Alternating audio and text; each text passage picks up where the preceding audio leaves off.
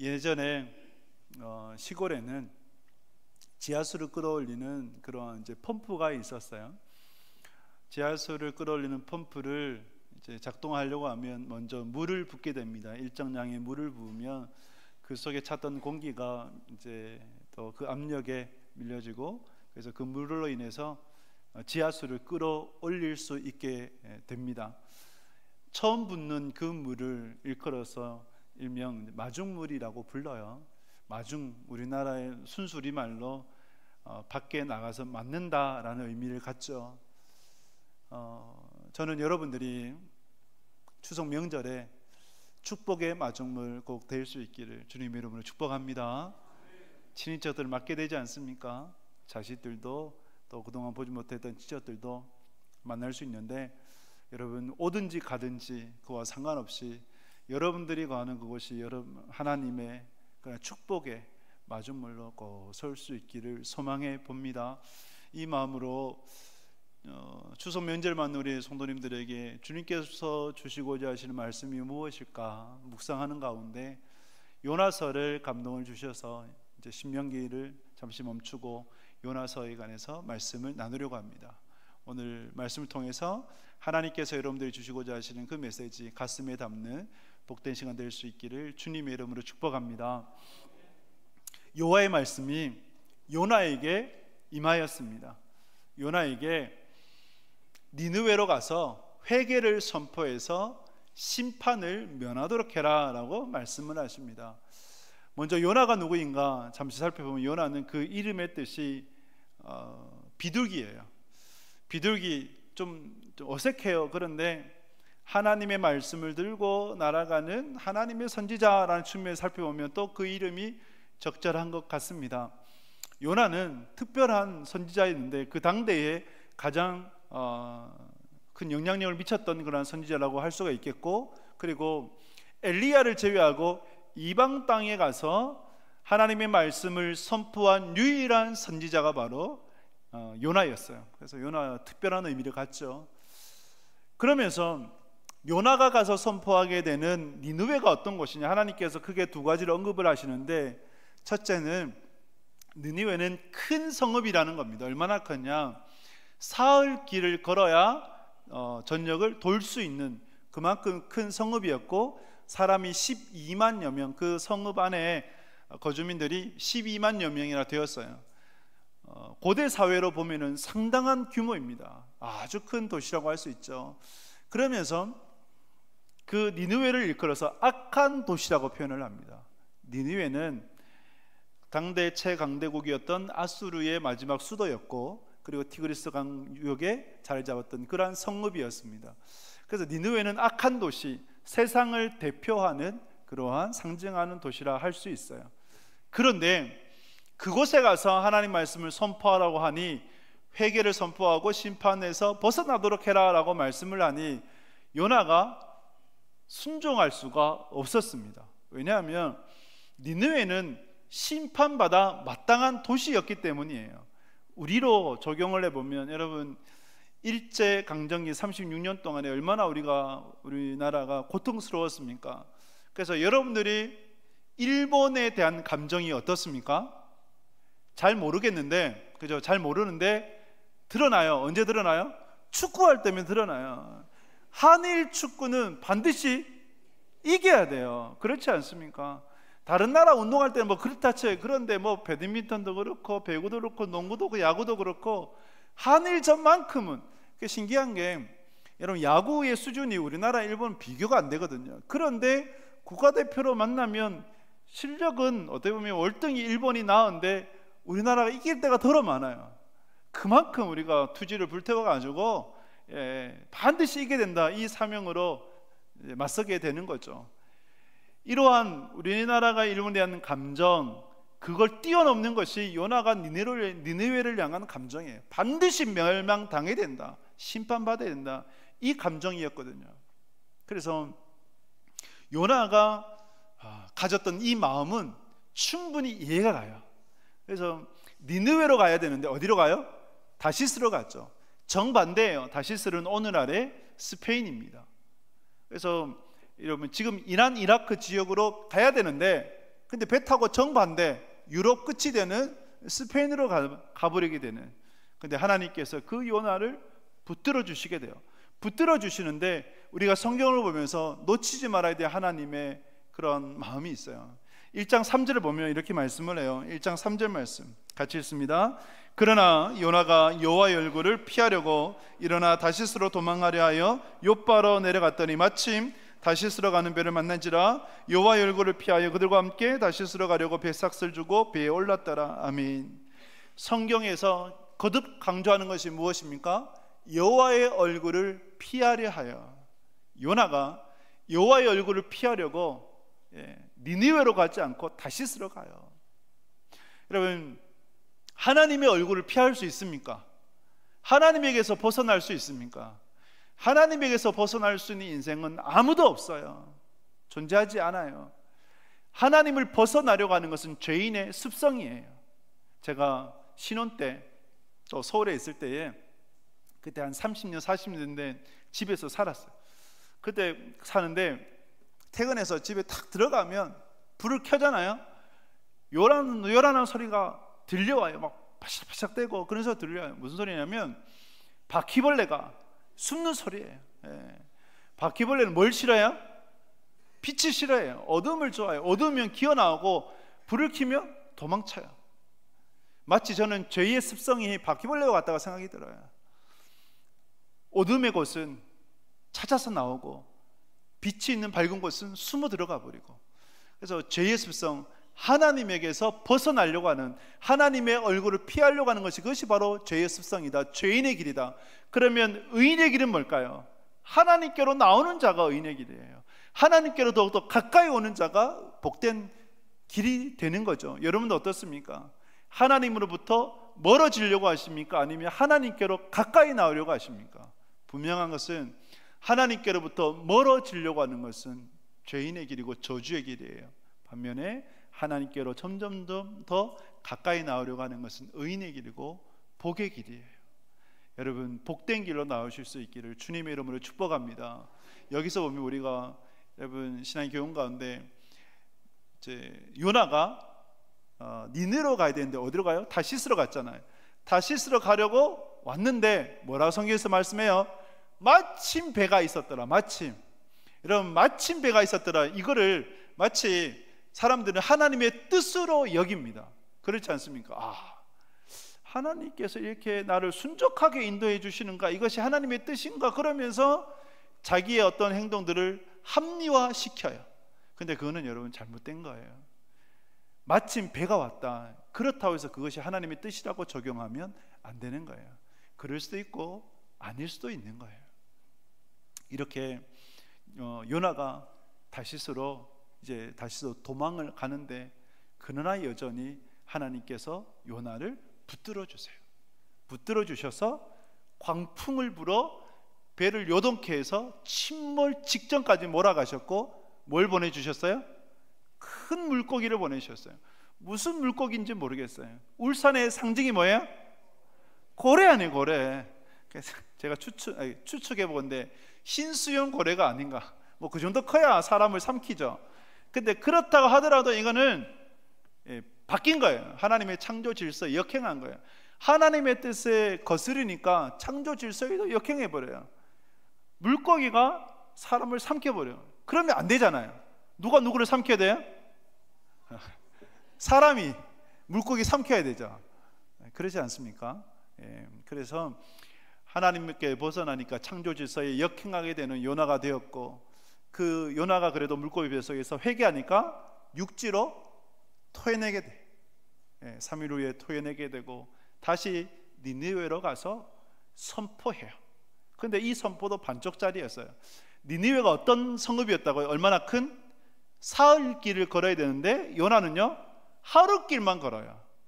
하루길만 걸어서 겨우겨우 신유만 하는 회개를 선포했는데, 근데 그 회개를 선포하면서도, 선포를 했음에도 불구하고 반쪽짜리 불순종으로 선포했음에도 불구하고 그걸 들었던, 복음을 들었던 니느웨 백성들이 남녀노소 빈부 이것을 다 떠나서 높은 자나 낮은 자나 하나님께 나와 회개하고 돌아섰어요. 죄악에서 돌이켰어요. 니느웨 왕까지도 베옷을 입고 회개해요. 그랬을 때 하나님께서 심판을 거두시고 그 땅에 은혜를 베풀어 주시게 됩니다. 구원을 해 주시게 돼요. 이런 역사를 하나님께서 이루어 가세요. 요나가 이 니느웨를 보는데 화가 나요, 안 나요? 화가 나요. 화가 너무너무 나서 하나님 앞에 따지듯 물었어요. 하나님, 왜 이들이 이렇습니까? 왜 이들을 구원해 주십니까? 그렇게 물어요. 자, 여러분, 이 요나서를 통해서 하나님께서 우리에게 주시고자 하시는 메시지가 뭘까요? 굉장히 재미있는 얘기 아닙니까? 만화 같지 않습니까? 하나님의 얼굴을 피해서 도망갔는데 바다에 던져져서 물고기 뱃속에 들어가고, 사람이 물고기 뱃속에 들어갈 수 있다는 것도 잘 모르겠어요. 근데 분명한 건 성경에서 거짓을 기록하지는 않죠. 그래서 사실인 거죠. 팩트인데 물고기 뱃속에 들어가고 또 회개하니까 육지를 토해내고 니느웨 가서 회개를 선포하게 되었다.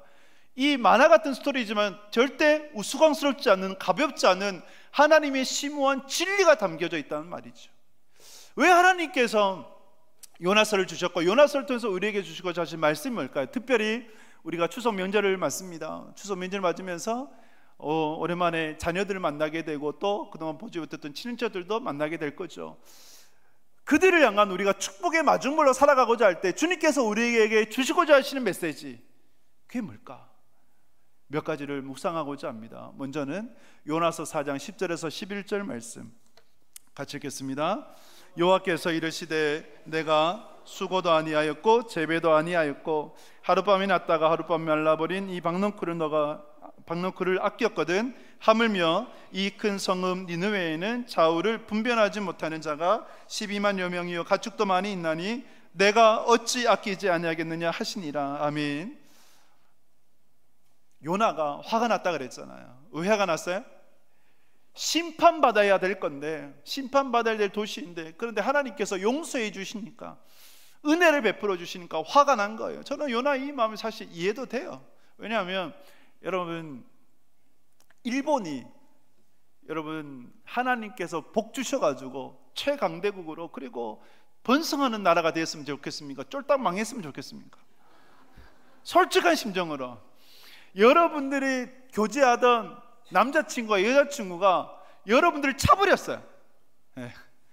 차고 다른 여자에게로 시집 장가 갔어요. 그러면 그 상대편 옛날 사귀었던 사람이 잘 살았으면 좋겠어요? 망했으면 좋겠어요? 그런 거예요. 뭐 망하는 것까지는 바라지 않더라도 그래도 힘들더라 이런 소리를 듣고 싶어 해서 막 SNS 뒤지지 않습니까? 그런데 여러분, 이것이 우리의 솔직한 심정이고 요나의 마음이 이해가 가요. 그런데 하나님의 마음은 어떠실까요? 하나님의 마음은 박농쿨을 보내어 주시면서 요나가 그 박농쿨 때문에 시원했거든요. 근데 또 박농쿨을 거두어 가시자 태양볕이 그대로 내리쬐서 요나가 고통스러워하고, 그렇게 고통스러운 그때 하나님께서 주셨던 그 말씀, 너는 재배도 하지 않았고 수고도 하지 않았던 이 박농쿨도 아끼는데 하물며 니느웨에는 좌우를 분별하지 못하는 사람들이 12만여 명이나 있다. 내가 어찌 그들을 아끼지 않겠느냐 말씀하세요. 주께서 요나에게 주시는 메시지가 뭘까요? 하나님의 마음을 품으라는 거예요. 하나님의 마음을 품으며 내가 어찌 아끼지 않겠느냐라는 것이죠. 친인척들을 맞는 여러분들에게 주님께서 주시는 메시지가 바로 이 메시지예요. 내가 어찌 아끼지 않겠느냐. 비록 그들이 니느웨라고 할지라도 니느웨가 어떤 자들이에요? 악한 자들이었어요. 당연히 심판받아 마땅한 자들이에요. 그러나 그 영혼도 하나님께서 아끼신다는 거예요. 여러분들의 자녀들, 여러분들의 친척들 중에 여러분들과 사이도 좋은 분들이 있고 안 좋은 분들도 있고 그렇지 않습니까? 그리고 얼굴 보기 싫은 사람도 있고 보고 싶은 사람도 있고 다양할 거예요. 그러나 하나님께서 니느웨와 같은 악한 자라 할지라도 하나님은 여러분들에게 원하시는 그 마음은 불쌍히 여기는 마음이에요. 할렐루야. 긍휼히 여기는 마음이에요. 내가 어찌 아끼지 않겠느냐? 하나님께서 그 영혼들을 아끼신다. 그러면 내가 하나님의 자녀이기 때문에 하나님의 마음을 품는다면 그들을 품을 수 있어야 된다. 긍휼히 여길 수 있어야 된다. 인간적인 사랑이 아니라 하나님의 마음으로. 그것을 하나님께서 오늘 여러분들에게 주시는 메시지가 돼요. 중풍병자가 있었어요. 그 중풍병자는 사는 것보다 죽기를 바랬던 사람이에요. 죽을 수만 있으면 얼마든지 죽고 싶다. 근데 그 중풍병자가 예수님을 만나고 그 영혼이 구원을 받고 육체까지도 나음을 받았습니다. 이 중풍병자의 낫는 과정을 보게 되면 주님께서 뭘 보셨어요? 그들의 믿음을 보셨어요. 그들의 믿음. 그러면 그들의 믿음은 누구의 믿음일까요? 중풍병자의 믿음이기도 해요. 하지만 누구의 믿음이에요? 지인들의 믿음. 그 누군지 모르겠어요. 그러나 중풍병자를 사랑하니까 방법은 아무런 문제가 안 됐어요. 예수님께로 데려가고 싶은데 막히니까 어떻게 해요? 지붕을 뜯었잖아요. 너의 집이에요. 너의 집인데 여러분 지붕 뜬다 생각해봐요. 이건 있을 수 없는 거예요. 근데 그러한 모험, 그러한 것들은 아무런 문제 되지 않았어요. 그리고 지붕 뜯었을 때 먼지가 집안에 가득할 테고 그럼 사람들이 얼마나 욕을 할까요? 경우가 없다라고 그렇게 얘기할까요? 근데 그런 것도 아무런 소용이 없었어요. 아무런 거리낌이 되지 않았어요. 왜요? 이 중풍병자를 사랑하기 때문에. 예수님께로 데려갈 수만 있다면 이들은 아무것도 문제가 되지 않았어요. 이것이 결국은 사랑이에요. 사랑하면 방법은 얼마든지 있습니다. 오히려 사랑하지 않기 때문에 방법이 길이 보이지 않는 것이죠. 여자는 약해요. 그렇죠? 여자가 강합니까? 네. 여자는 약하잖아요. 근데 엄마는요? 강하죠. 왜 달라요? 사랑이죠. 재난 구조를 가끔 보면 엄마는 죽었는데 엄마의 품속에 있던 아기는 살아있어요. 자기는 죽어도 자식은 살리는 것이 엄마의 마음 아니겠습니까? 어느 어머니가 이제 늙어서 치매에 걸렸어요. 근데 눈이 오는 날이면 밖에 나가서 눈을 쓴대요. 그래서 어느 날 자식이 왔는데 자식도 사실 못 알아봐요. 근데 엄마가 보이진 않아. 눈 오는 날. 그 뭐 하나 싶었더만 밖에 나가서 막 찾는데 눈을 쓸고 계셔. 왜 눈을 쓸고 있습니까? 그래서 하는 말이 어린 내 아들이 미끄러지지 않기 위해서 눈을 씁니다. 그런데 이 아들은 지금까지 자기가 학교 등하교할 때 눈이 다 쓸려져 있었거든요. 누가 쓴지 몰랐어요. 그래서 어머니에게 얘기합니다. 아들이 몰라요. 누가 쓰는지 몰라요. 그러니까 이 어머니가 하시는 말씀, 몰라도 괜찮습니다. 아들이 넘어지지만 않으면 됩니다. 치매에 걸려서도 아들을 생각하는 어머니의 마음 아니겠어요? 그것이 사랑입니다. 주님께서 여러분들에게 원하신 것이 뭘까요? 주님의 마음을 회복하는 것인 줄 믿습니다. 내가 어찌 아끼지 않겠느냐라고 하시는 하나님의 마음을 여러분들이 회복하실 수 있기를 주님의 이름으로 축복합니다. 그리고 바울처럼 기도할 수 있기를 바라요. 로마서 9장에 보면 이렇게 바울이 기도합니다. 로마서 9장 1절에서 3절 말씀 같이 했습니다. 내가 그리스도 안에서 참말을 하고 거짓말을 아니하노라. 나에게 큰 근심이 있는 것과 마음이 그치지 않는 고통이 있는 것을 내 양심이 성령 안에서 나와 더불어 증언하노니 나의 형제 곧 고륙의 친척을 위하여 내 자신이 저주를 받아 그리스도에게서 끊어질지라도 원하는 바로라. 아멘. 바울이 어떻게 기도합니까? 나의 친척, 형제, 고륙의 친척을 위해서 내 자신이 저주를 받아 끊어진다 하더라도 나는 간절히 원한다. 그래서 그들을 위해서 기도하는 거예요. 그런데 여러분, 형제, 골육, 친척, 이것이 비단 정말 피를 나눈 형제만을 뜻할까요? 아니겠죠. 유대인들 얘기하는 거예요. 자신의 동족을 얘기하는 거예요. 근데 그 동족 중에 마치 악한 도시 니느웨와 같이 바울을 심히 괴롭힌 자들도 있어요, 없어요? 포함돼요. 있어요. 근데 그들을 위해서 기도한단 말이죠. 제발 하나님 그 영혼들을 구원해 주십시오. 이것이 그리스도인의 품어야 될 마음인 줄 믿습니다. 기도하실 수 있는, 품고 기도하실 수 있는 여러분 될 수 있기를 주님의 이름을 축복합니다. 내가 어찌 아끼지 않겠느냐라고 하시는 하나님의 마음이 여러분들의 마음이 꼭 될 수 있기를 주님의 이름으로 축복합니다. 두 번째로 축복의 마중물 우리가 나아가고자 할 때 우리가 반드시 봐야 될 거, 요나서 1장 1절 3장 1절을 같이 읽겠습니다. 1장 1절입니다. 여호와의 말씀이 암미떼의 아들 요나에게 임하니라 이르시되, 3장 1절입니다. 여호와의 말씀이 두 번째로 요나에게 임하니라 이르시되. 아멘. 여러분, 하나님께서 요나에게 임재하시고 말씀을 주셨습니다. 니느웨로 가라, 가서 복음을 선포해라. 근데 요나가 어떻게 했다고요? 도망쳤죠. 도망친 요나를 하나님께서 어떻게 하셨어요? 붙드셨어요. 그래서 풍랑을 보내주셨고 큰 물고기도 보내주셨어요. 만약에 저 같으면, 제가 하나님이라면 이런 요나 냅둬버려요. 요나 아니면 사람 없나요? 다른 사람 세우면 되지. 순종하는 사람 세우면 되지. 그런데 하나님 어떻게 해요? 요나여야 됐어요. 그 요나를 붙들어 주셨어요. 그러면서 풍랑을 일으키고 제비를 뽑아가지고 그 제비가 누가 됐어요? 요나가 되고, 그 요나가 바다에 던져지도록 만드셨고, 그 던져졌을 때 때마침 물고기 보내주셔서 삼키도록 하시고 회개케 하시고 토해냈는데 육지로 토해내고 니느웨로 가서 그때 다시 하나님의 말씀이 임하게 되는, 하나님은요 요나를 통해서 하나님의 일들을 이루기를 원하셨던 것이죠. 요나여야 됐어요. 마찬가지로 하나님은 누구를 통해서 일하기를 원하실까요? 바로 여러분들인 줄 믿습니다. 여러분들이 해야 돼요. 다른 사람이 아니라 내가 되어야 되는 거예요. 왜? 그것이 하나님의 마음이기 때문에. 여러분들이 친척들 향한 축복의 마중물이 되셔야 되는 겁니다. 누가복음 16장에 보면 거지와 부자 나사로 이야기가 있어요. 부자와 거지 나사로 이야기를 보게 되면 둘이 한날에 죽었어요. 부자는 어디 갔어요? 지옥에, 거지 나사로는 천국에 갔어요. 지옥이 얼마나 고통스러운지, 불구덩이 속에서 괴롭힘을 당하는데, 괴로워하는데 죽어요 안 죽어요? 안 죽어요. 그래서 저 천국에 아브라함이 보여가지고 아브라함이 손끝에 물 한 방울 쬐서 내 혀를 좀 적셔달라고 부자가 부탁하니까 아브라함이 뭐라 얘기합니까? 천국과 지옥은 절대 왕래를 할 수 없다라고 말씀을 하죠. 그때 부자가 지옥에서 간청하기를, 그러면 저 세상에서 아직 하나님을 믿지 않는 내 5 형제가 있다.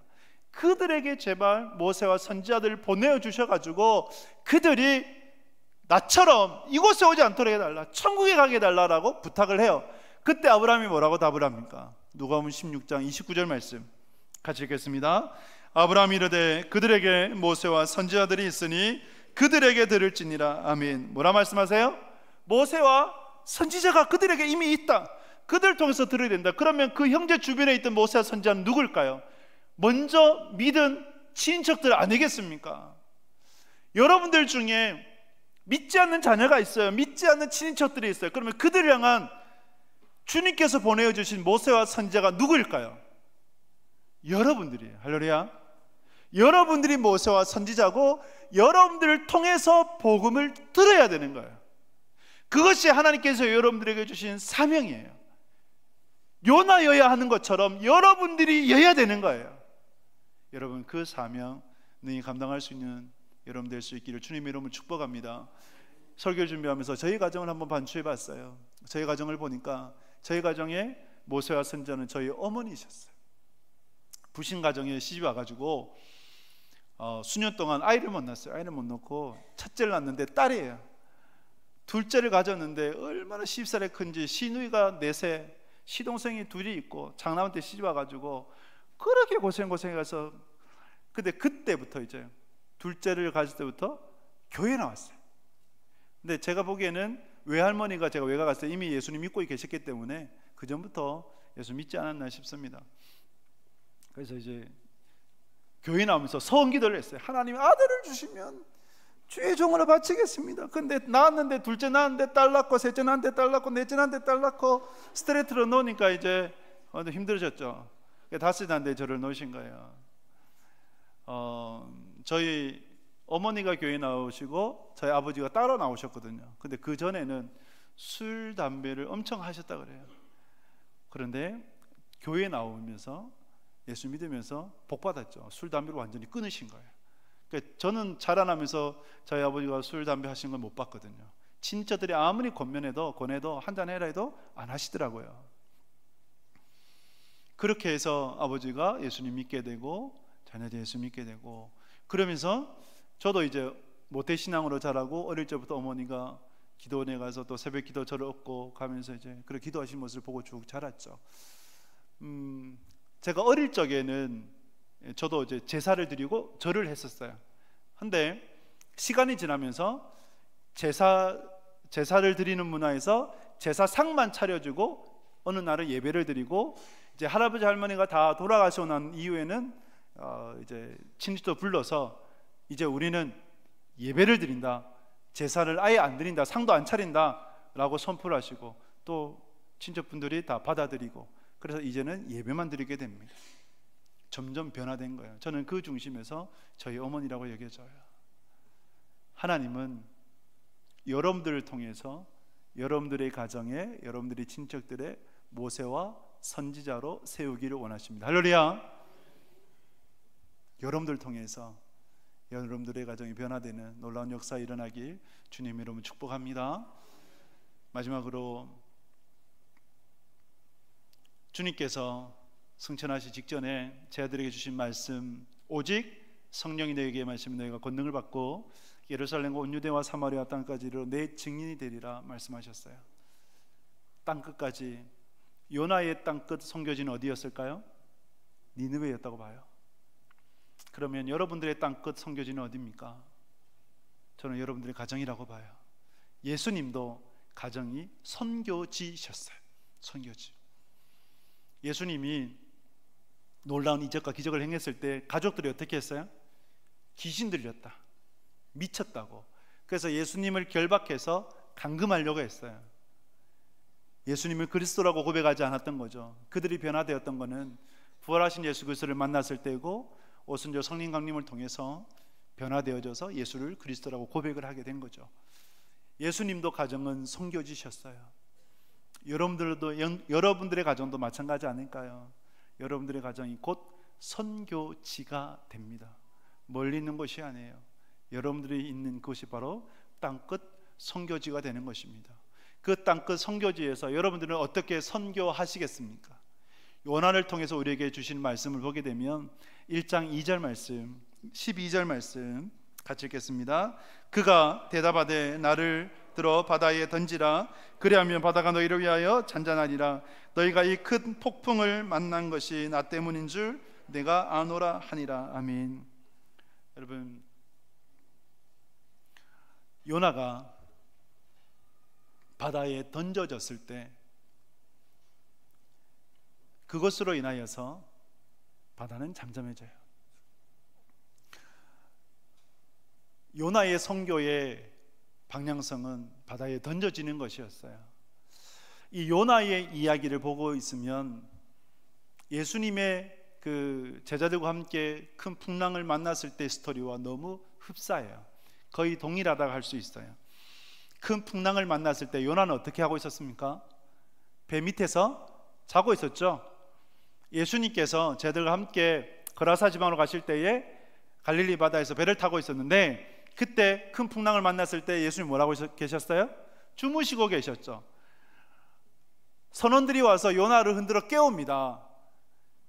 제자들이 와서 예수님을 흔들어 깨웠어요.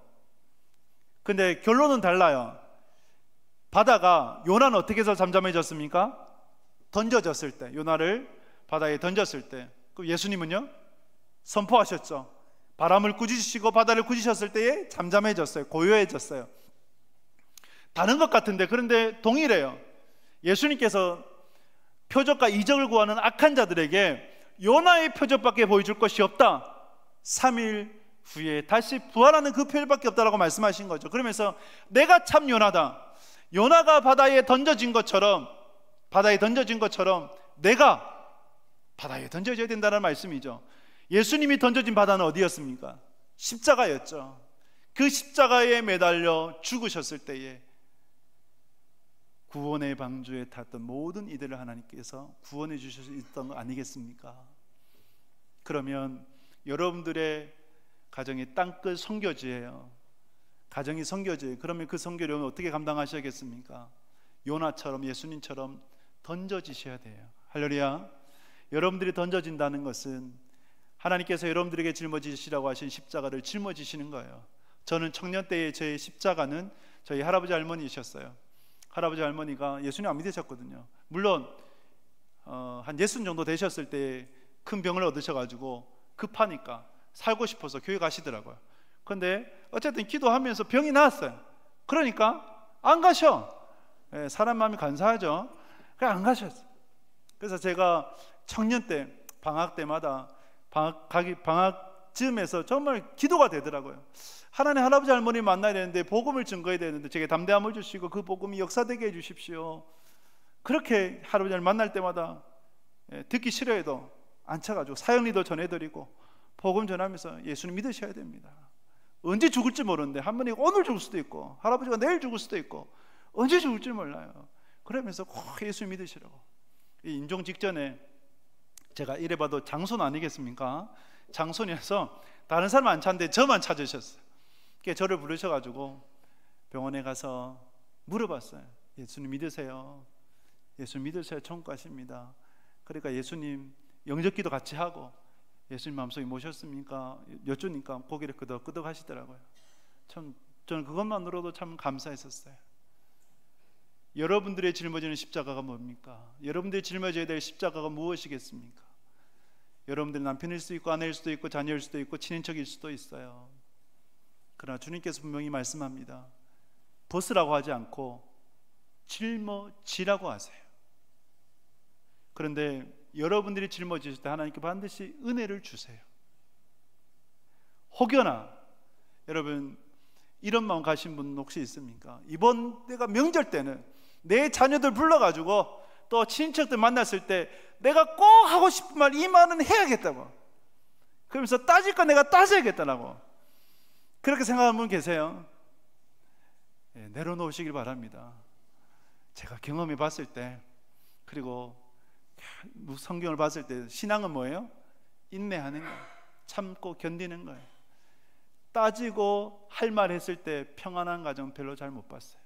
근데 오히려 참고 견디고, 마치 예수님이 십자가에 매달리셨던 것처럼 내가 그렇게 매달려서 내가 그렇게 살려고 하면 오히려 나를 통해서 하나님께서 그 가정에 평강을 주시더라고요. 십자가를 짊어지고 가정의 선교지라 생각하고 나아가는 분들에게 하나님께서 반드시 은혜를 베풀어 주십니다. 할렐루야. 오늘 요나서 1장 15절을 볼까요? 1장 15절 말씀 같이 했습니다. 요나를 들어 바다에 던짐에 바다가 뛰노는 것이 곧 그친지라. 아멘. 바다가 곧 그쳤어요. 고요해졌어요. 평강이 찾아왔어요.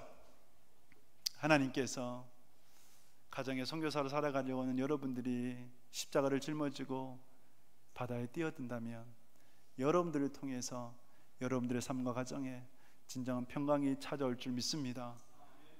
주님께서 여러분들에게 은혜 주실 거예요. 사람들은 위로 안 되는데 하나님께서 여러분들에게 위로를 주실 거예요. 그 위로를 바라보며 주님으로 인해서 축복의 마중물로 꼭 살아가실 수 있길 주님의 이름으로 축복합니다. 말씀했습니다. 축복의 마중물 어떻게 우리가 살아가야 될까요? 요나서를 통해 우리에게 주시는 메시지가 뭘까요? 내가 어찌 아끼지 않겠느냐. 니니웨가 악한 도시라도 악한 자들이었어도 주께서 불쌍히 여기셨어요.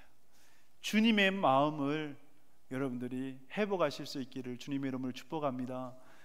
그 회복한 마음을 통해서 내가 바로 내 가정의 모세와 선지자다, 내가 바로 선교사다, 그 사명을 자각하시고 여러분들의 가정을 선교지로 하시고 요나처럼 예수님처럼 던져져서 여러분 삶과 가정에 진정한 평강, 은혜가 찾아오는 복된 믿음의 사람, 복된 명절 꼭 되실 수 있기를 주님의 이름으로 축복합니다.